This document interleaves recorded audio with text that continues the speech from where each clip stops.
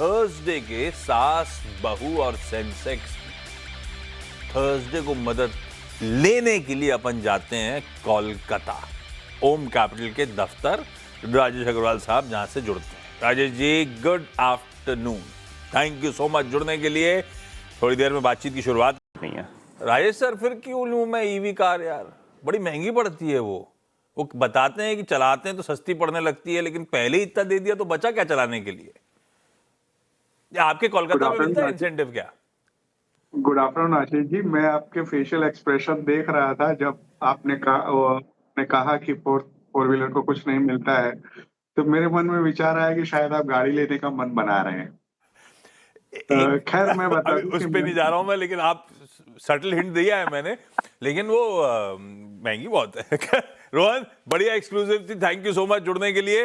ये लीजिए आवाज की एक और एक्सक्लूसिव, आप समझ आएगा। आज दिल्ली, भोपाल और बेंगलुरु जाना है। दिल्ली से गुंजन जैन जी जुड़ती हुई।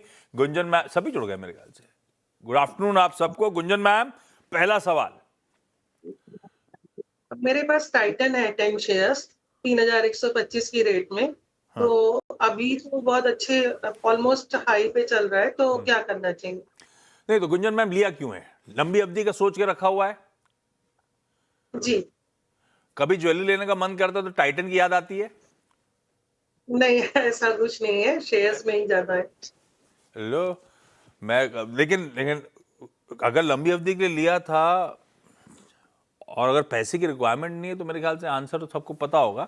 राजेश सर लेकिन बताएंगे। राजेश सर, मेरी एक्विजिशन प्राइस बहुत बढ़िया है, 3100 के आसपास की।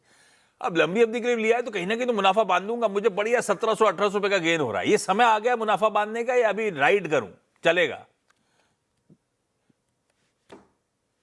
जो भी महिला मित्रगण पैनल में हैं, सबको नमस्कार। और जवाब आपने दे ही दिया, अगर पैसे की जरूरत नहीं है तो अभी निकलने की जरूरत नहीं है।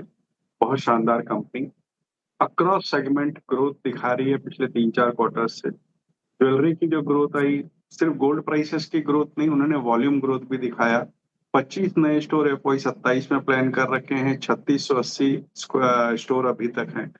घड़ियों और आईवेयर में भी अच्छी बढ़त देखी गई। मेरे कहने का मतलब है कि सारे सेगमेंट बहुत अच्छा परफॉर्म कर रहे हैं और इस वक्त निकलने का कोई औचित्य नहीं है, अनलेस आपको पैसे की जरूरत हो। बनी रहे स्टॉक में। मैम, गुंजन मैम बिल्कुल सही है। आपने सवाल पूछा नहीं कि टाइटन भी उछल गया आज, तो टाइटन रखिए, बढ़िया कंपनी है, बढ़िया। अनटिल कुछ बदले, इतने महंगे सोने के बावजूद, इतने वॉलेटिलिटी के बावजूद भी अर्निंग्स बढ़िया है, रेजिलिएंट है, खूब अनऑर्गेनाइज से ऑर्गेनाइज का शिफ्ट बढ़िया प्ले आउट हो रहा है। अच्छी कंपनी है। और मैं इसलिए पूछ रहा था क्योंकि सही में अगर ज्वेलरी की याद आती है तो महंगा होने के बावजूद लोग एक बार टाइटन का चक्कर जरूर काटते हैं। इन जैसे डिजाइन शायद मार्केट प्लेस में कोई नहीं बना पाता। राजेश सर तो भुगते हुए होंगे मेरे ख्याल से, तभी कुछ बोल नहीं रहे हैं। भोपाल जा रहा हूं पायल नायर जी के पास। पायल मैम, हाय, गुड आफ्टरनून। ये भोपाल में पानी वानी भरा क्या? लेक बारिश वारिश आ रही है? अच्छी नहीं आ रही? नहीं आ रही अभी। वो बड़ा अनइवन सा डिस्ट्रीब्यूशन हो गया है। अहमदाबाद में बाढ़ के विजुअल्स आ रहे थे और भोपाल सेंट्रल इंडिया में बाकी पानी नहीं पहुंच रहा ढंग से। पायल मैम, पहला सवाल कौन सा आज का? सर, मेरे पास यूनियन बैंक के ना 200 शेयर्स है, 66 रुपीज से। तो मैं प्रॉफिट बुक करूं या लॉन्ग टर्म के लिए रखूं? 66 पे खरीदे, 166 के पार चले गए। राजेश सर, क्या करा जाए? सरकारी बैंक्स और यूनियन बैंक पे आपका व्यू? ये थोड़ा सा इनको लेके, ऐसा नहीं, एक जमाना बदल गया कि पहले तो होता था कि सरकारी बैंक में अच्छा मुनाफा आ रहा है, भैया बटोर के रख लो। अभी क्या रखे रहना है स्टॉक को या बटोर ले मुनाफे को?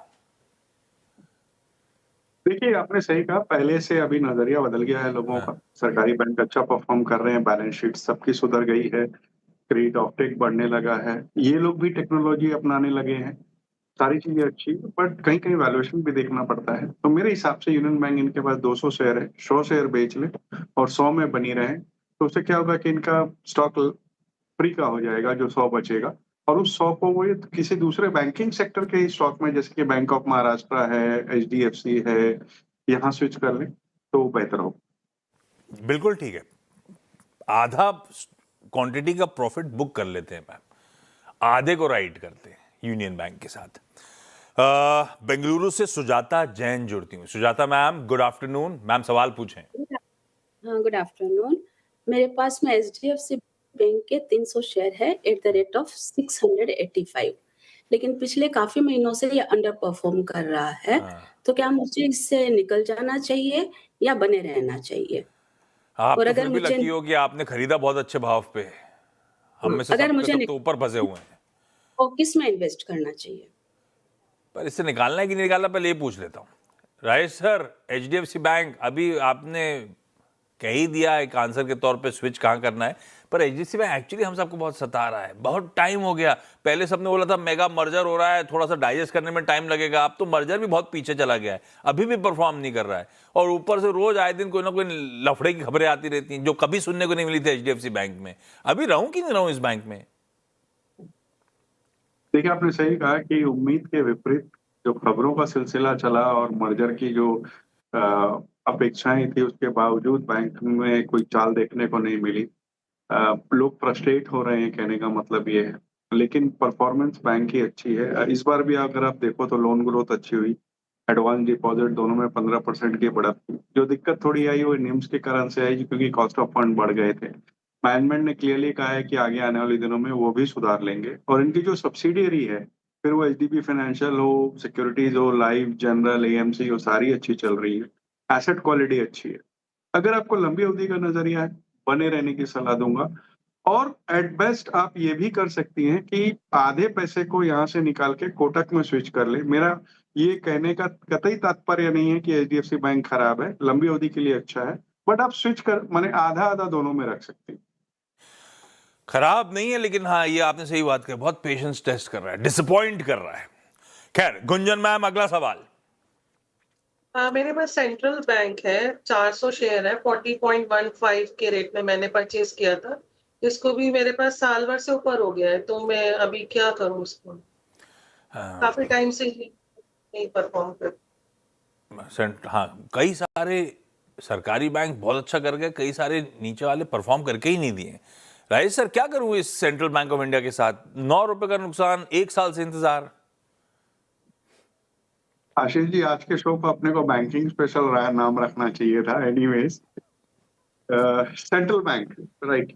अगर आप देखें तो पिछले कई क्वार्टर से अच्छी परफॉर्मेंस नहीं थी, लेकिन अब धीरे धीरे करके परफॉर्मेंस में एक टर्न अराउंड देखने को मिल रहा है। और होप करता हूं कि वो थोड़ा सा भरोसे लायक टर्न अराउंड हो। इस बार के नतीजों में भी आप देखें तो एडवांसेस करीब 29% बढ़े। नेट NPA जो एसेट क्वालिटी होती है बहुत अच्छे नीचे की तरफ गई, 0.49 पर है। कैपिटल पोजीशन बहुत अच्छी है, 114 साल पुरानी बैंक है, 46% के आसपास इनका कासा रेशियो है। टोटल टच पॉइंट 22,340 है, जिसमें 4605 ब्रांचेज हैं और 66% ब्रांच रूरल और सेमी रूरल में। तो सारे पायदान पे इस वक्त फंडामेंटल्स बहुत अच्छे लग रहे हैं। लेकिन अब 1-2 क्वार्टर और देखना पड़ेगा। इस क्वार्टर के नतीजे तो बहुत अच्छे आए थे, नो डाउट। तो इस वक्त बने रहने की सलाह रहेगी। आपने इतनी तारीफ कर दी, गुंजन मैम के चेहरे पे मुस्कुराहट आ गई। मैम रख लीजिए, घाटा नहीं होगा शायद। पायल मैम, अगला सवाल। टाटा कैपिटल के 50 शेयर्स है, 326 रुपीज से। तो क्या करूं? मिस्टर नाहर कुछ बोल रहे हैं, क्या बोलने की कोशिश कर रहे हैं वो? नहीं, कुछ नहीं। अच्छा, चलिए। टाटा कैपिटल, राजेश सर क्या करें? बहुत अच्छी पेडिग्री है, अच्छा स्टॉक है, अच्छी परफॉर्मेंस रही है। लेकिन मेरे ख्याल से 390 के आसपास जहां पर आता है तो वहां पर एक बार मुनाफा शुरू कर दें। ओके, हाई लेवल्स पे प्रॉफिट बुक करेंगे, अभी रखेंगे। सुजाता मैम, अगला सवाल। मेरा दूसरा सवाल है पाइन लैब पे। मैंने 200 शेयर लिए थे 186 के रेट पे। सोचा था ये फिनटेक कंपनी, और अभी मोदी जी इतना डिजिटल पे जोर दे रहे हैं, तो और ये उसी का ही सॉफ्टवेयर बनाते हैं, तो मे भी इसका अच्छा मुझे मिलेगा। बट अभी 141 पे ट्रेड कर रहा है। हाँ, लॉजिक तो सही था, राइड किया था, लेकिन राजेश सर वो बैठा नहीं लॉजिक। 44-45 रुपए का नुकसान हो रहा है, अच्छा खासा। क्या करूं? देखिए, लॉजिक सही था, बैलेंस शीट भी स्ट्रॉन्ग हुई है। इस बार के नतीजे पे ध्यान दें तो बहुत शानदार नतीजा है। बॉटम लाइन में बहुत अच्छा खासा जम था, बावजूद उसके स्टॉक चला नहीं। मुझे लगता है कि जो भी नेगेटिव्स थे ऑलरेडी वैल्यू प्राइस में डिस्काउंट हो चुके हैं। इस वक्त नीचे के लेवल्स बहुत कम बचते हैं, तो रिस्क रिटर्न जो है आपके फेवर में पड़ रहा है। इस वक्त बनी रहे। 160-65 के आसपास जब भी आता है वहां पे निकलने की कोशिश कीजिएगा, लेकिन अभी बने रहने की सलाह रहेगी। Okay, Gunjan ma'am, Payal ma'am, Sujata ji, thank you आप सबका जुड़ने के लिए। राजेश सर बने हुए हैं ब्रेक के उस पार। आज की SBS स्टॉक पिक लेके लौटते हैं हम लोग। ब्रेक के बाद स्वागत है। जरा स्टिंग प्ले आउट कर दीजिए, नहीं तो आपके स्टिंग की आवाज के चलते गेस्ट बोल नहीं पाते। हो गया। राजेश सर, आज की बढ़िया सी पिक। आज के लिए मैं समझता हूँ सोना BLW के साथ जाना चाहिए, जो सोना कॉमस्टार के नाम से भी जानी जाती है। डोमेस्टिक मार्केट में एक अच्छा लीडरशिप है, चाहे फिर वो PV में हो, CV में हो, ट्रैक्टर्स में हो, और अब इंटरनेशनल प्रेजेंस भी बढ़ा रही है। EV पे जोर है। पहली तिमाही के नतीजे बहुत शानदार आए, 45% के आसपास बॉटम लाइन की जंप, डेंसो के साथ पार्टनरशिप, और करीब 240 बिलियन के ऑर्डर बुक है, जिसमें 64% तो आपका EV के साइड से है। तो EV का एक बहुत बड़ा प्ले कह सकते हैं। और 86% रेवेन्यू जो पहले सिर्फ 4 प्रोडक्ट से आती थी, अब 8 प्रोडक्ट से आ रही है, माने प्रोडक्ट डाइवर्सिफिकेशन भी हो रहा है।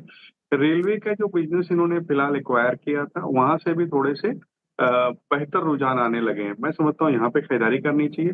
मौजूदा स्तर से कम 12 से 15% की अपसाइड आने वाले 6 से 9 महीने में हो सकती है। रडार पे है।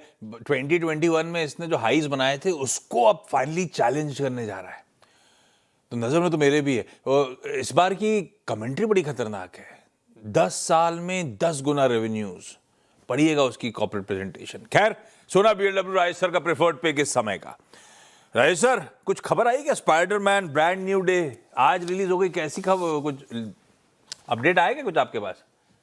आज का कोई अपडेट नहीं है, क्योंकि आज सुबह से यहाँ बहुत बारिश हो रही थी, तो मेरे हिसाब से यहाँ की जो गए होंगे लोग बहुत कम ही गए होंगे, और सुबह से ऑफिस में ही लगा हुआ था, तो कोई फर्स्ट हैंड न्यूज नहीं है मेरे पास। हाँ, कोई न्यूज नहीं है मेरी। तो वो ओडीसी भी रह गई, ये भी देखनी है। आपने देख ली क्या ओडीसी? ओडिसी देखी, बट थोड़ा सी जो क्रिस्टोफर नॉर्मल की नॉर्मली होती है, उससे थोड़ी सी कमजोर पड़ी मेरे हिसाब से। चलो फिर अच्छा है, OTT में देख लेंगे। लेकिन स्पाइडरमैन तो खैर देखनी बनती है। Rajesh sir, thank you so much जुड़ने के लिए। ब्रेक, हमारी अगली मुलाकात 1:27 पे, और आज